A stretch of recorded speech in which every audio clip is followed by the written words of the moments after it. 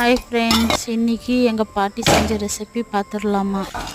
அது எப்படி செய்யலான்னு பார்த்துடலாம். வாங்க வீடியோக்குள்ளே போகலாம். முதல்ல வேர்க்கடலை கொஞ்சம் நல்லா வறுத்துக்கோங்க. ஒரு 100 கிராம் எடுத்து வறுத்துக்கோங்க. அதில் நான் காரத்துக்காக 5 காஞ்ச மிளகாய் போட்டுருக்கிறேன். அதுவும் சேர்த்து அதிலே வறுத்துக்கோங்க. எள்ளு ஒரு 1/4 ஸ்பூன் போட்டு அது நல்லா ஒரு ஸ்டவ் ஆஃப் பண்ணிவிட்டு அதுக்கப்புறம் நல்லா வறுக்கணும், இல்லைன்னா கருகிரும். அதுக்கப்புறம் ஒரு ஜாரில் பூண்டு ஒரு 5 பல் போட்டுருக்கிறேன். கொத்தமல்லி ஒரு கைப்பிடி, புதினா ஒரு 4 இலை போட்டுருக்கிறேன். போதுங்க. வெங்காயம் நல்லா ஸ்லைஸாக கட் பண்ணி அது அப்படியே இருக்கட்டும். அந்த சட்னியிலே மிக்ஸ் பண்ணிடுங்க. வறுக்க வேண்டாம், எதுவுமே பண்ண வேண்டாம். கொஞ்சம் மிக்ஸ் பண்ணிவிட்டு அதுக்கப்புறம் தாளிச்சிடலாம்.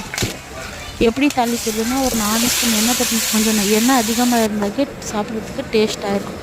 அதில் சீரகம் கொஞ்சம் 1/4 ஸ்பூன் போடுங்க. போதும். பூண்டு ஒரு 5 பல் பூண்டு போட்டு நல்லா செவக்காவது வரைக்கும் வறுத்துக்கோங்க.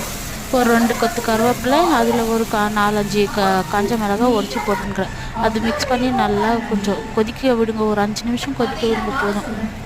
அதுக்கப்புறம் யூஸ்வலாக நாங்கள் களி தான் செய்வோம். நைட்டுக்கு முடியலை களி செய்கிறதுக்காக, ரொம்ப கஷ்டமாக்கினால் சிம்பிளாக ஒரு பொடி தோசை போட்டு சாப்பிட்டேன்.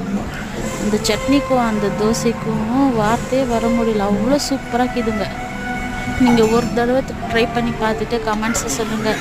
நான் எவ்வளவோ கஷ்டப்பட்டு வீடியோ போடுறேன். லைக் பண்ணுங்கள், ஷேர் பண்ணுங்கள், கமெண்ட் பாக்ஸில் கமெண்ட் பண்ணுங்கள், மறக்காமல் சப்ஸ்கிரைபர் பண்ணுங்கள். பாய் ஃப்ரெண்ட்ஸ், நான் சாப்பிட்டு வரேன்.